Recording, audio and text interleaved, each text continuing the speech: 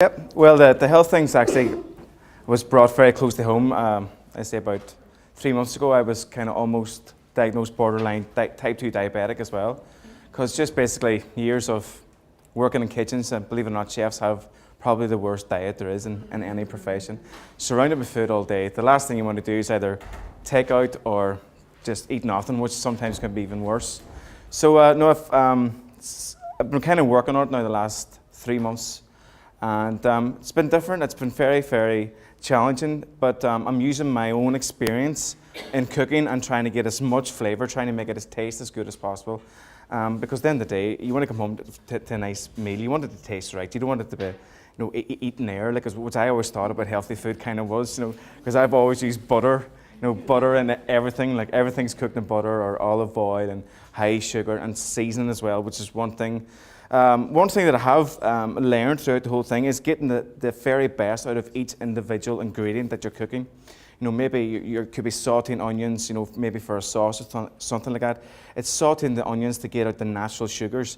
Instead of just sauteing them and they're still peel and raw, saute them a bit longer, so they start caramelizing a lot better. Certain things like that there just enhance the flavour of every single dish that you do. And one of the main things, if you are eating healthy, which I found very, very helpful in getting flavour, is stocks. So if you're sometimes you get fish in the bone, keep the bones, make a stock, because the flavour you get from this stock is far better than any cube or anything that you'll see on TV. Plus, they're far better for you. There's so much less in salt, 0 MSG, 100% natural, and plus you're getting the most out of the ingredient that you bought in the first place. So I find stocks very, very important in my own diet recently, and again, getting the best out of every single ingredient and finding new ingredients as well. I've just been introduced, by the way, this is Bernie Butler from Good For You. And I'll just go to show you a variety of different products here today as well that are so healthy for you. It actually blew me away, and some of the information I've actually heard about them as well. And so tasty, believe it or not. Again, when we're eating healthy food, things that liven dishes up are textures, different textures, crunches, crispiness, freshness, all in it, and it really, really just helps the final dish along. So today what I'm going to do is I've got one chicken, and I'm going to do 4 different dishes out of this one chicken. And very, very simple. First of all, I'm going to do a chicken stock stroke chicken and vegetable broth. Okay, that's going to be the start of it. And then I'm going to take some of the chicken out of the chicken, some of the leg. I'm going to do a lovely, nice, healthy Caesar salad. We're going to make our own Caesar dressing here just so quickly as well. After that, we're going to do a nice, because we're in season and I'm fanatical about mushrooms, I love mushrooms, we're going to do a nice wild mushroom risotto coming from the stock. Then we're going to take the breast of, it's believe me, you'll see it happen, guys. It is so simple. I know all these chefs say it's so simple, but it really is. Like, anybody can do this. The chicken's already cooked in the broth, okay, so there's no having to cook chicken, see if the chicken's cooked right or anything like that. Because we're poaching the chicken as well, it means it's going to retain its moistness. We're not going to overcook it. We're just going to put the chicken then on top of the risotto. We're actually going to do, for all the students here, guys, and I know I'm guilty of eating these myself, is the old pot noodle. But I'm going to show you how to make a pot noodle on real time, so healthy, a really proper, full flavour one, using chicken stock, using lovely fresh chicken, and using proper spices as well. And I'm going to show you how simple it is actually to cook, because there's no cooking. I've got simmering stock here already, so that's all I need, because that's going to actually cook the noodles in real time. No pots, no nothing. So, and first of all, I'm going to show you what we make in Rathmullan House. We make our own muesli. I'm going to show you, and I've got some here for you to taste as well, how simple it is to make your own muesli, and how cheap it is as well, guys, because you go around the supermarkets and you see some of these brands of their own muesli. Some can go to €6 or €7 for a small packet of muesli, and you're like, my God, like, if they only realised if you bought the individual ingredients in bulk, it could work out a 20th of the price proportion from what you're getting and things. But first of all, I'll do the muesli after that there. I need to get some chicken on the go here, just so I can show, because it takes a bit longer. So first of all, I'm going to show you, if we are in a hurry, a quicker way to break a chicken down, rather than putting the full chicken into the pot. It can take long. You could be starving. You don't want to wait for 45 minutes or whatever, to do the chicken. So I'm just going to quickly show you how to break a chicken down. And again, guys, this is not as difficult as it sounds, okay? So here we go, a lovely free-range chicken. Okay, first of all, we're just going to get the legs. We'll lift the leg up, slice it down. See that one slice the knife? Just going to, again, You hear that? You just hear it crack. There you go. There's the leg bone out already. Simple as that. Cut it round. Okay? And then, I'm not going to do it now, but I've one I made earlier in the pot already, okay? You just can't get away from saying that, you know. I always dread it when I hear it, but anyway. So that's going into the pot, say. Same again. And you just hear that wee cracking sound, okay? 2 legs, okay? Now we're going to take the chest bone off, and this is where most of the flavour is for the stock. Cut down. Hear that crack? You can actually see where it cracks. Straight through with a knife, okay? Now, people might think this is a tricky part, but again, you'll practice as well if you keep doing this. You'll feel the chest bone going right down the middle. We'll just go down with a knife, right along the side, okay? And then we've got our knife. That's it, okay? Simple as that there. Okay, so there you go. We've got 2 lovely big breasts of chicken here as well. So that goes into the pot, cold water, and then I've got a couple of ingredients here. I'll just show you quickly what else I've put into it. And a couple of new ingredients as well, which are great. Where did I put it? Here we go. So we've got the usual lentils, red lentils, pear barley, some dry thymes in there, okay? That all went in.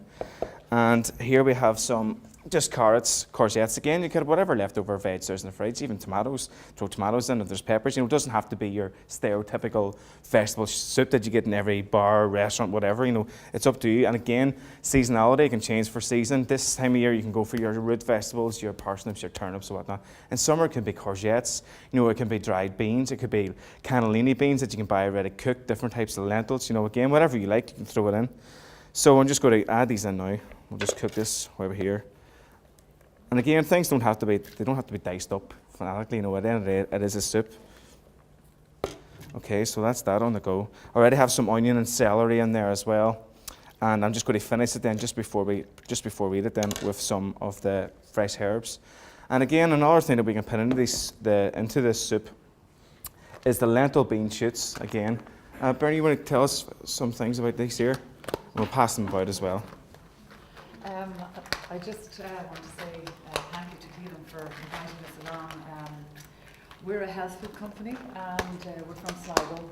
And I stumbled upon a little product called Rocco Shoots about 6 years ago. Pass that along, just have a look at it. Having been in the food industry all my life and producing lovely desserts because firstly we're foodies, but we left that behind us and we got into sprouted seeds because sprouted seeds is the healthiest way you can eat food, and it's biogenic because when it sprouts, it's at its peak of nutritional value.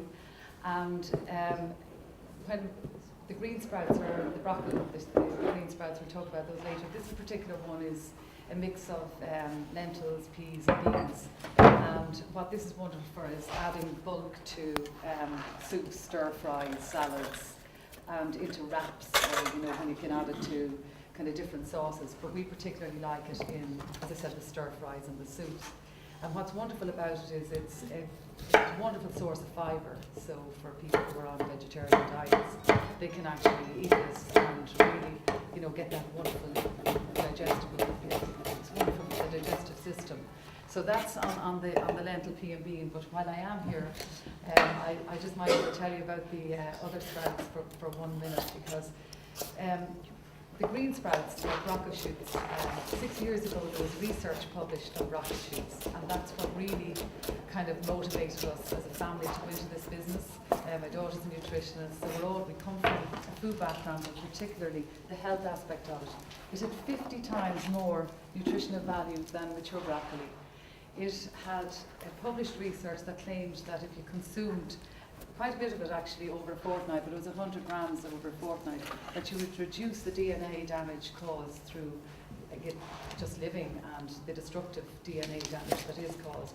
But it also had a thing called sulforaphane, which was the anti-cancer compound, and it had an abundance of that. So it claimed that if you ate this product, you would, help to prevent cancer. Of course, it's very difficult to communicate that, and it's taken us 6 years to try and do it. But more and more people, like chefs, are now kind of looking in, and it's wonderful because I'm a foodie too, and if it's healthy, it can't taste nice.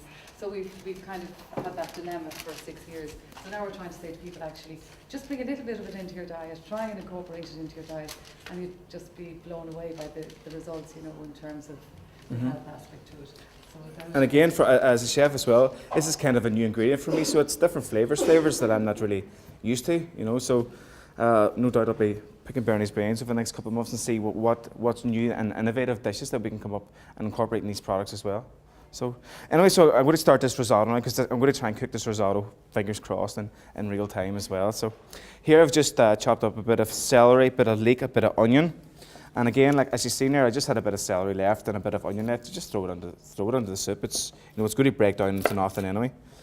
So again, try and keep the wastage as little as possible.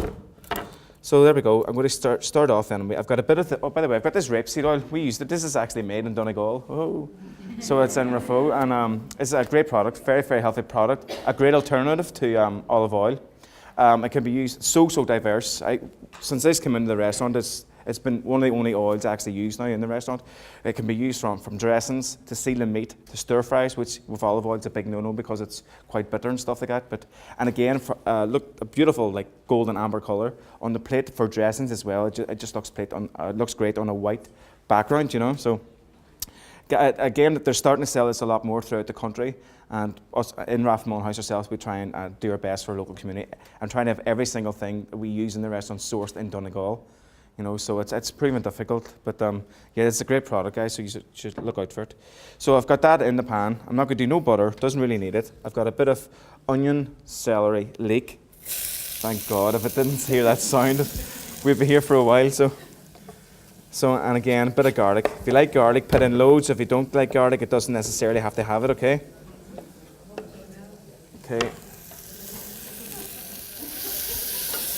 Okay, and I'll just talk briefly about these.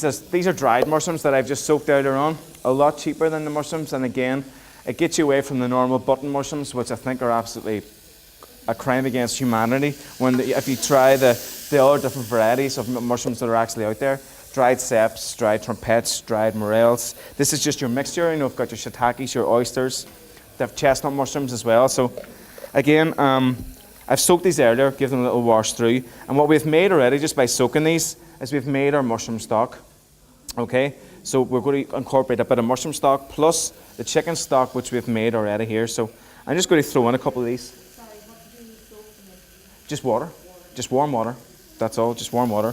So in go the mushrooms, and again, I'm not even going to chop them up because again, a bit of texture is great in risotto, because it can be quite stodgy. So you break up the texture, it's great. Okay.